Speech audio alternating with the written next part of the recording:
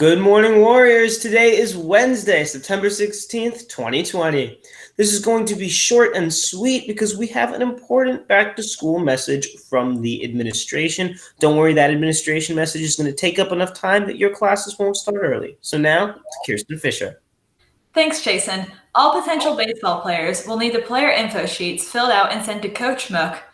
The forms are on the JHS Athletics website under baseball. A players' meeting has been rescheduled to Tuesday, September 22nd at JCP parking lot by the tennis courts. Seniors and juniors will be meeting at 3 p.m., while the sophomores and freshmen will be meeting at 3:30 p.m. Any problems, please see Coach Mook. And now to Haley.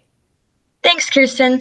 A very special happy birthday to Elena Collins, Cecilia De Piolo, Noah Guerin, Lucas Hof, Kate Norton, Carlos Silvestre Felipe, Gabriel Silvestre Hernandez, Daniela Riviere, and Brian Wilson. Hope you all have a great birthday. And now your birthday gift. Mrs. Saunders with an important message on reopening school. Have a great day, Warriors. Hey there, Warriors. I'm Miss Saunders, one of your assistant principals, and I am so excited to welcome some of you back on campus. Some of you maybe a little bit later. Normally we would get into the classrooms and talk about Warrior 5 expectations, and you would hear from all of your assistant principals directly. This year's a little bit different for sure. So we are trying to communicate some of the protocols, some of the expectations, and how some things will look pretty different when you return, whether that's on Monday or whether that is a little bit further down the road. We want you to know what to expect and how to have a great day, and so that you're not having all those feelings of nervousness. You know, ninth graders, we know that you've not been on campus yet, so we want to kind of walk you through some of those procedures, and maybe you'll even see some students practicing some of those protocols for you, so you feel a little bit better about coming to campus, possibly on Monday, if not soon after. We want to first talk about face coverings. You know, that's a big hot topic. According to the CDC, face coverings are super effective in the spread of illness. So we are definitely going to be using face coverings. I want to make sure that everyone understands what that looks like. That's the 3-layer face masks. District is not allowing the gaiters, the fishing buffs, the open handkerchiefs, the mesh screens, anything like that. So it's got to be like a normal over the nose, over the mouth, 3-layer face mask. Don't worry, if you happen to forget the very first week of school, we will remind you. We'll try to make sure that before you're entering the doors that you have the right face mask on.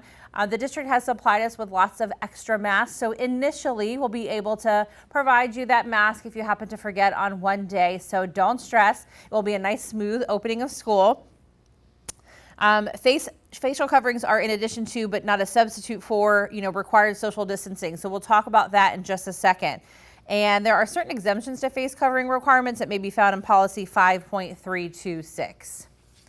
Let's talk social distancing. So I know you have heard that word probably since February over and over again. Some people hate that term now, but it's really important that we're practicing that on campus all the time, and that throughout the school day that you're expected to follow directives, relating to social distancing when you're in the halls, when you're in the classroom, when you're entering school, when you're leaving school. So that's going to feel and look a little bit different than normal. We're kind of used to getting on campus and gathering in groups. We're used to sitting, pretty close to each other, in small groups during lunches. So, we're going to be able to sit with each other, and that's all right, but we're just going to have to spread out. So we want to follow some of those procedures, abiding by social distancing guidelines, keeping a minimum of 6 feet apart where possible, and avoiding congregating or stopping and moving throughout the halls. And we're not, sharing those school supplies in the classroom, pens, pencils, devices. We're using kind of our own if that is possible.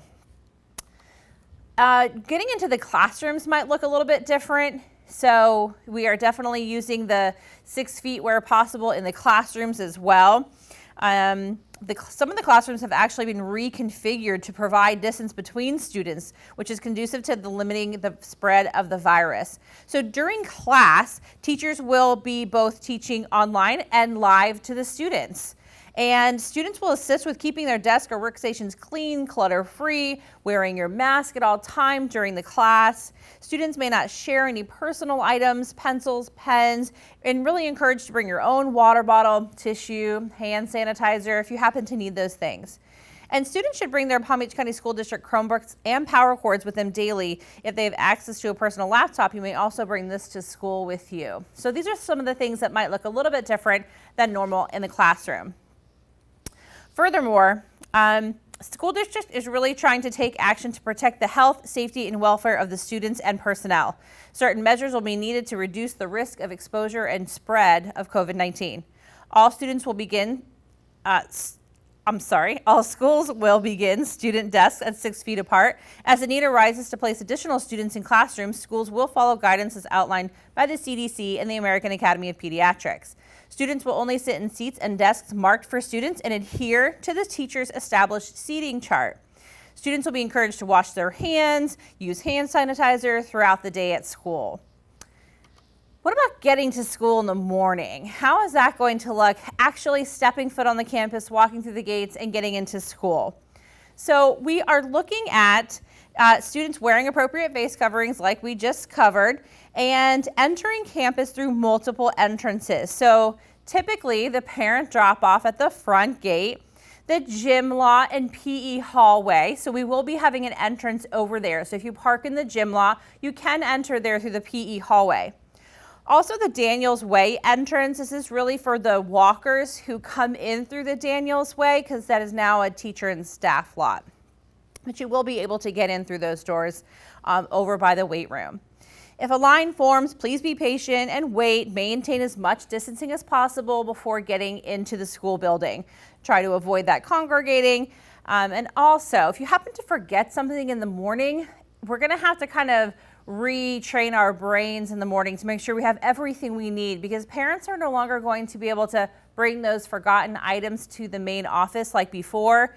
Maybe a lunch, maybe a baseball practice uniform, whatever it is. They will not be able to bring those things. We're not having visitors in the main office, so be sure to have with you everything you need for the day. Let's also talk about breakfast. So you've come into school, you're ready for breakfast. The grab and go breakfast will be served from mobile carts throughout the cafeteria and throughout the courtyard. Breakfast is free for all students until the end of the year. Face masks may be removed to eat only after being seated. So remember that. We can't walk around and have snacks and have our masks off in the courtyard, but once we're seated, we can certainly do that. Seating is available in the cafeteria and courtyard, sitting only in designated areas, and when in the cafeteria, sitting in one direction and maintaining social distancing.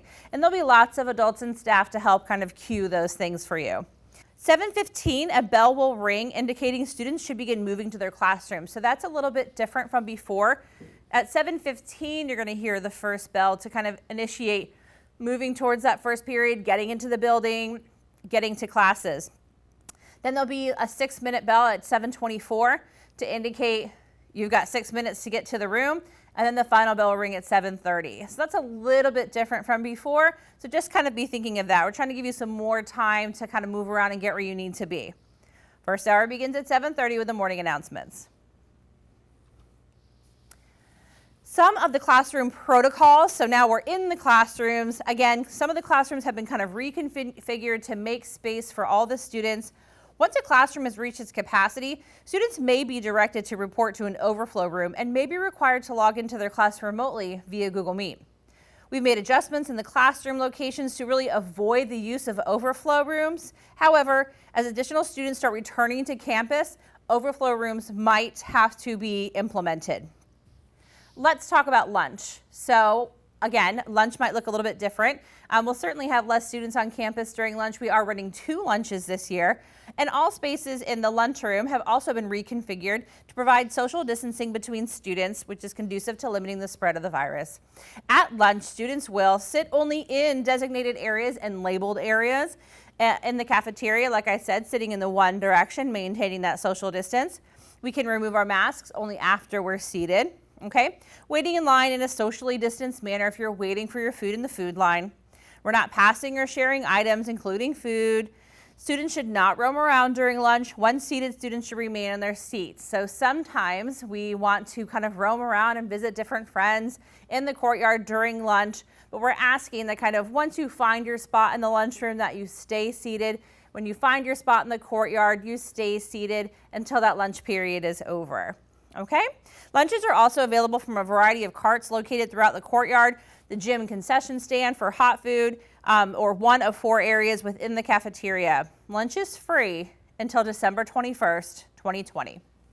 Okay, so social distancing at class change and dismissal. Let's talk about that for a minute. If you've been to Jupiter High before, you can kind of think about the way that the buildings are laid out. Some of our hallways are going to be one direction only this year, and some of our staircases will be one direction only to keep the traffic moving, to keep everyone social distance and facing the same direction and not spreading any illness. So we are going to be following one-way flow of traffic in the hallways and stairwells. Avoid crowding into those closed spaces like the restrooms, atriums, hallways. For increased safety, we are not utilizing lockers in the school year 2021. Students are encouraged to use the restrooms during class time to avoid overcrowding during transitions. And students are also encouraged to use the hand sanitizing stations that we have around on campus. During dismissal, we would also like that when we're leaving campus that we keep our masks on until we are completely off campus, okay? And also on school-sponsored transportation like the school bus. Students should exit campus immediately and avoid gathering on school property. When we transition here, we are going to hear from Ms. Foss talking about some changes with our actual school map, the directional hallways, and our new brick and mortar bell schedule. So I will turn it over to her and we will get some more information for you.